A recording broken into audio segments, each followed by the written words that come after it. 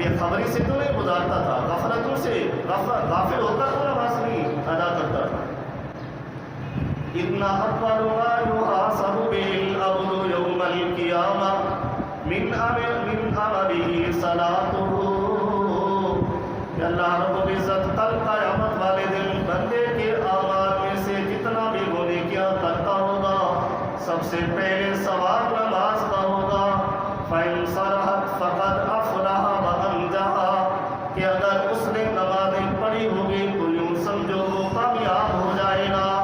وَإِنْ فَسَدَتْ خَابَ وَخَسِرَ، کہ اگر اس نے نمازیں چھوڑی ہوں گی تو وہ آخرت والے دن ناکام ہو جائے گا اور ذلیل و خوار ہو جائے گا۔ کہ دنیا میں نمازیں پڑھتا ہوگا کل قیامت والے دن پہلا سوال ہی اس کے لیے اچھا ہوگا۔ تو جب فرشتے پہلا سوال پوچھ رہے ہوں گے کہ نمازیں پڑھی ہے کہ نہیں، تو وہ کہے گا ہاں میں دنیا میں نمازیں پڑھتا تھا۔ جب پہلے سوال سے کامیاب ہو جائے گا تو اللہ اس پر اپنی رحمتوں کا نزول فرما کر اسے جنت میں اعلیٰ مقام عطا فرمائے۔ سبحان اللہ۔ اور اگر نماز ہی نہیں پڑھتا ہوگا، جیسا کہ ایک واقعہ ملتا ہے کہ ایک شخص بڑا سخی تھا اور دیر رات وہ سخاوت کرتا ہے، جب دنیا سے چلا جاتا ہے تو فرشتے اسے پکڑ کر پوچھ رہے ہوتے ہیں بتا نماز بھی پڑھی ہے کہ نہیں؟ وہ کہے گا کہ فلاں دن میں نے یہ سخاوت کی تھی، فلاں دن میں نے یہ سخاوت کی تھی، غریبوں کی میں نے مدد کی تھی، یتیموں کی میں نے مدد کی تھی۔ فرشتے پوچھیں گے یہ بتاؤ نماز پڑھی تھی کہ نہیں؟ وہ پھر کہے گا سخاوت کی تھی میں نے، اتنا مال میں نے غریبوں کو دیا تھا۔ تو فرشتے پوچھیں گے ہم نے اب تم سے سوال کیا ہے نماز کا، پہلا سوال تیرا کامیاب ہے تو اب دوسرے سوال کی طرف جائیں گے نا۔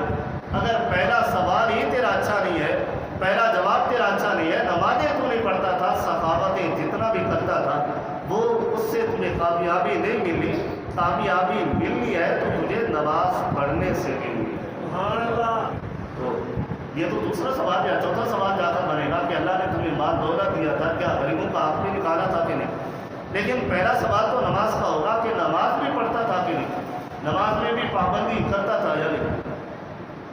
اسی طرح سیدنا حضرت عبداللہ بن عمر رضی اللہ تعالیٰ عنہ روایت فرماتے ہیں کہ وَلَا دِينَ لَهُ لِمَن لَا صَلَاةَ لَهُ، اس کا کوئی دین نہیں ہے، اس کا کوئی اسلام نہیں ہے جو نمازوں کی حفاظتیں نہیں کرتا، جو نمازوں میں پابندیاں نہیں کرتا، اس کا کوئی دین نہیں ہے، کوئی اسلام نہیں ہے۔ وہ یوں سمجھے کہ وہ مسلمان تک بھی نہیں ہے کیونکہ وہ اللہ کے حکم کی پابندی نہیں کرتا۔ اور بے شمار حدیثوں میں اللہ رب العزت کے محبوب نے یہاں تک فرما دیا کہ کفر اور ایمان کے درمیان جو فرق ہے وہ نماز ہے۔ اگر نماز پڑھتا ہے تو وہ مسلمان ہے، نماز نہیں پڑھتا تو وہ کافر ہے۔ اور صحابہ کرام فرمایا کرتے تھے کہ ہم میں سے جو نماز پڑھا کرتے تھے تو پہچانتے تھے جو نمازیں پڑھنے والا ہوتا تھا وہ پکا مسلمان ہوتا تھا، جو نمازوں میں سستیاں کرتا تھا تو اس کو ہم منافق کے درجے میں رکھ دیا کرتے۔ حضرت انس بن مالک رضی اللہ تعالیٰ عنہ روایت فرماتے ہیں کہ من ترک الصلاۃ متعمدا فقد کفر جہارا، کہ جس شخص نے جان بوجھ کر نماز کو چھوڑ دیا اس نے علی الاعلان کفر کا اعلان کر دیا۔ جو شخص نماز کو جان بوجھ کر چھوڑتا ہے فقد کفر جہارا، اس نے ظاہری طور پر کفر کا اعلان کر دیا ہے۔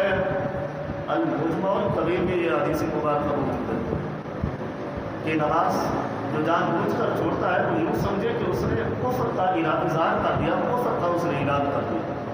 ہم لوگوں نے نماز کو ایک عام سی چیز اور ہلکی سی چیز اس کو سمجھا ہوا ہے۔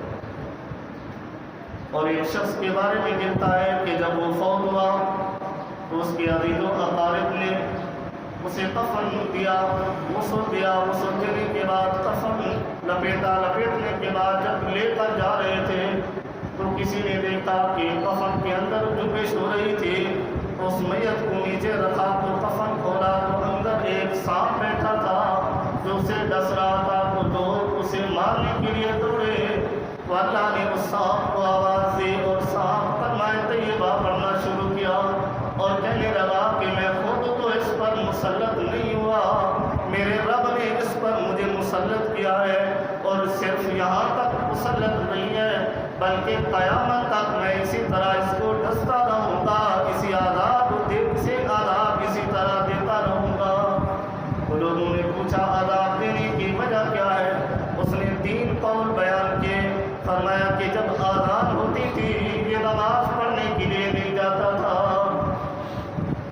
اذان کا وقت ہوتا تھا تو یہ نماز پڑھنے کے لیے نہیں جاتا اور نماز میں سستیاں کرتا تھا.